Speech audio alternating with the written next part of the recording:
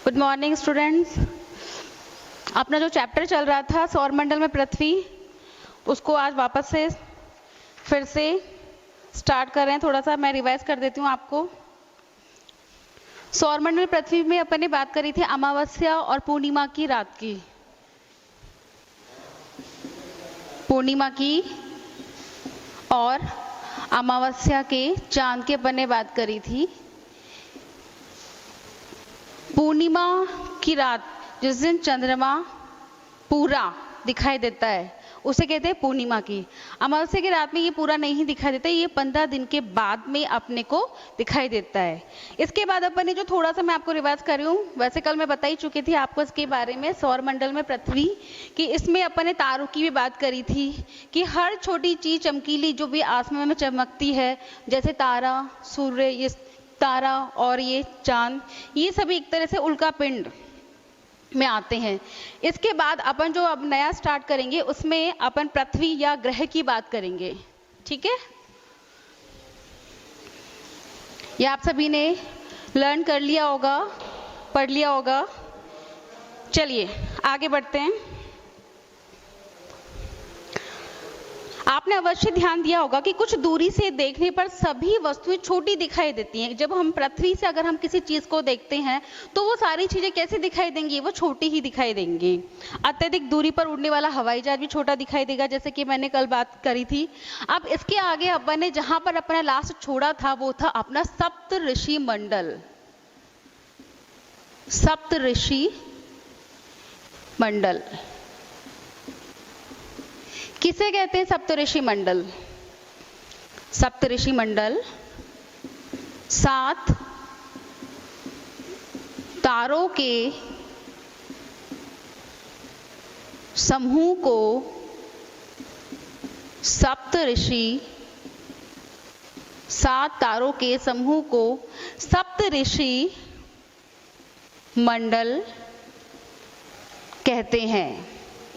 ठीक है, यानी कि 7 तारों का अगर कोई समूह बन रहा है तो वो सप्तऋषि मंडल में आएगा। पहले प्राचीन समय में क्या होता था कि हम दिशाओं का ज्ञान इन तारों से ही करते थे कि कौन सी दिशा उत्तर है, कौन सी दिशा पूरब है और कौन सी दिशा कौन सी है। तो इन सब का ज्ञान हम तारों के हिसाब से करते थे। इसीलिए एक उत्तरी तारा, उत्तरी तारा होता है, यानी कि अगर वो तारा उत्तर दिशा में दिखाई दे रहा है तो वो दिशा कौन सी होगी? वो उत्तरी होगी। ठीक है, उत्तरी तारा उत्तर दिशा को बताता है, इसे हम कहते हैं ध्रुव तारा। यानी कि उत्तरी तारे को, उत्तरी तारे को ध्रुव तारा कहते हैं। उत्तरी तारे को ध्रुव तारा कहते हैं। यानी कि अगर हमें उत्तर दिशा का ज्ञान प्राप्त करना है तो जिस दिशा में उत्तरी तारा दिखाई दे रहा है उस दिशा को हम क्या कहेंगे? उत्तरी तारा। ये हमेशा एक ही स्थान पर रहता है और सप्तऋषि की सहायता से हम इसकी स्थिति को जान सकते हैं। अगर हम बात करें इस ध्रुव तारे की तो ये आसमान में केवल और केवल एक ही जगह दिखाई देगा, यानी कि ये स्थित होता है एक ही जगह पर, स्थित होता है एक ही जगह पर। अब हम सोचें कि हम इसका ज्ञान कैसे प्राप्त कर सकते हैं या फिर हम इसके बारे में कैसे जानकारी लें कि ये तारा उत्तरी ध्रुव है। तो उसके लिए हमारे पास ये जो 7 तारों का समूह है, ये अलग अलग अलग समूह बनाए नहीं, इसके साथ में अगर इन्होंने एक समूह बनाया तो इसको हम संकेतक, यानी कि ये संकेत दे रहा है कि इसके बाद ये है, इसके बाद ये है, ये इसके बाद ये। तो एक संकेतक की दिशा के माध्यम से हम उत्तरी ध्रुव के तारे के बारे में पता कर सकते हैं। चलिए आगे। कुछ खगोलीय पिंडों में हम अपना प्रकाश और ऊर्जा या ऊष्मा नहीं होती, वे सभी तारों के प्रकाश से प्रकाशित होते हैं और ऐसे पिंड क्या कहलाते हैं? ग्रह। ऐसे पिंड कहलाते हैं ग्रह। अब आपके जैसे क्वेश्चन आता है कि ग्रह किसे कहते हैं, तो ग्रह उसे कहते हैं जो अपना प्रकाश दूसरे से लेते हैं। जैसे कि हमारा पृथ्वी भी एक ग्रह है, तो पृथ्वी किससे प्रकाश ले रहा है? सूर्य से ले रहा है, तो वो किस में आ गया? ग्रह।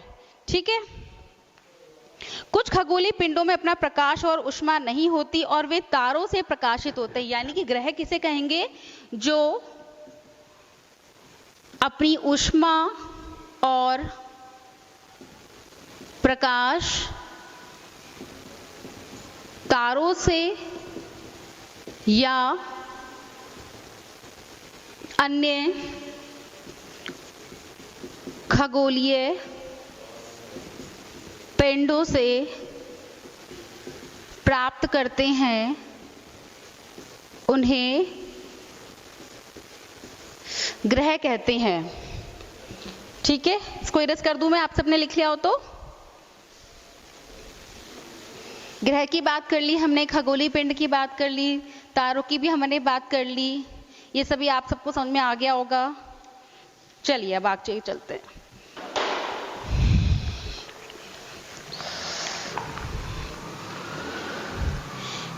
ग्रह जिसे अंग्रेजी भाषा में प्लेनेट कहते हैं, इसको आप नोट डाउन भी कर लीजिए बच्चों। ग्रह जिसे अंग्रेजी भाषा में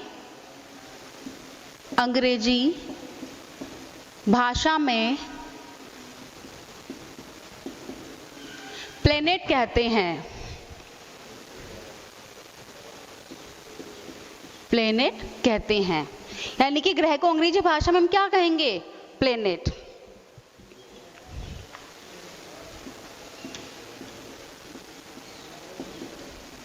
ठीक है,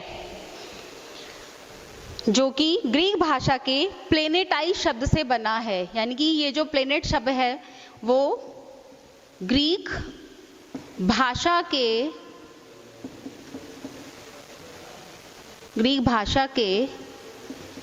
प्लेनेटाई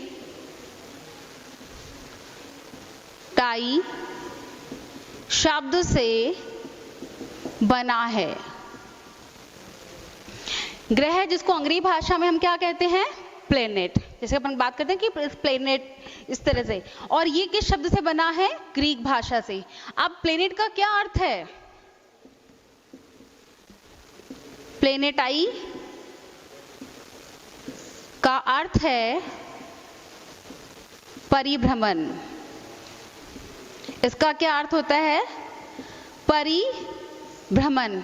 मतलब चारों ओर घूमने वाला, चारों ओर घूमने वाला, घूमने वाला। जैसे अपन कहते हैं ना कि चक्कर काटना, घूमना, तो यहाँ पे प्लेनेटाई का अर्थ होता है परिभ्रमण, मतलब चारों ओर घूमने वाला। पृथ्वी जिस पर हम रहते हैं वो भी क्या है? ग्रह है। यानी कि हम जिस पृथ्वी पर रहते हैं वो भी क्या है? एक ग्रह है। यह अपना संपूर्ण प्रकाश और ऊष्मा सूर्य से प्राप्त करती है। यानी कि प्रकाश अगर पृथ्वी प्राप्त करती है तो किससे करेगी? वो सूर्य से करेगी। सूर्य से वो अपना ऊष्मा भी प्राप्त करेगी, ऊर्जा भी प्राप्त करेगी और प्रकाश भी